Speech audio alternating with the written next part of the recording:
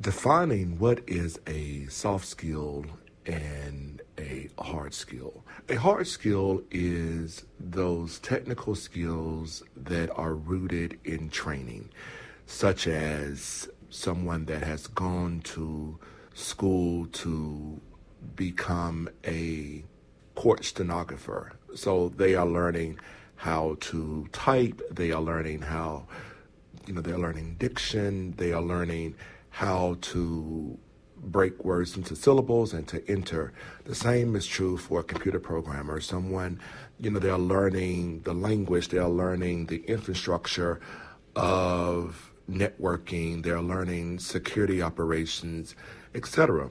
And just another example, someone that is trained in culinary arts, they are learning how to measure, they're learning different textures, they're learning food temperatures, safety, etc. So those are technical aspects of job delivery. And they're learning the how to execute the duty. Now, soft skills, on the other hand, are not as clear cut as that. Soft skills would be how you communicate, how you take feedback, how you contribute to a team, how you respond to others and others respond to you. It would be how could also include how you respond to multicultural situations. Do you respect diversity, inclusivity?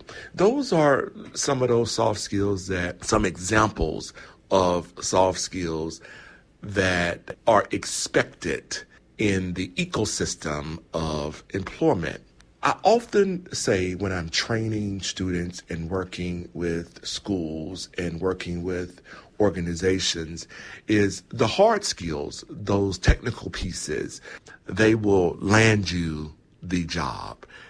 But those soft skills are the things that will keep you gainfully employed. You can be the best culinary artist in the world. You can bake cakes, you can prepare large banquet feast, but if you have horrible interpersonal skills and nobody wants to work with you, more than likely you are not going to be gainfully employed.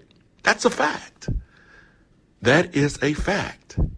And so when I'm training students, I'm training them from the aspect of understanding the importance of why it is important that you put your emotions in check and that you develop an emotional intelligence to what your contribution or what your role of contribution should be in the work environment. And so we've all experienced a bad coworker. Okay, we all have experienced that at one point or another in our career.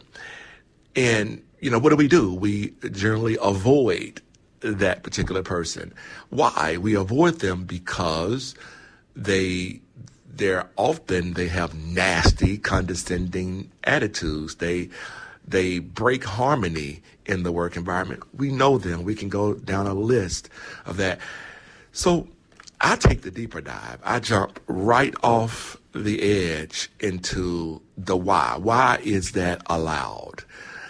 So as I'm writing and starting the conversation about how we prepare graduates to enter into the workforce, I'm looking at this in a 3-tier approach.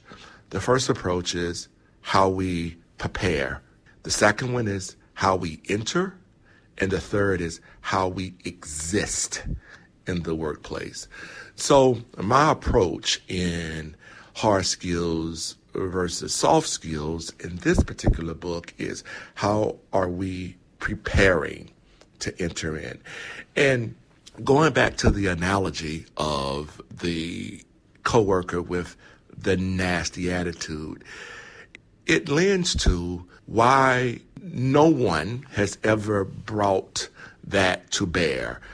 A clear conversation with them that, are you aware that this is the way people are perceiving you? I've had the example as a manager of having to have these types of conversations with employees. And I would often, when I was evaluating, I would often say, listen, I'm sorry that nobody has ever, before me, has ever told you that your disposition is off-putting. I'm sorry.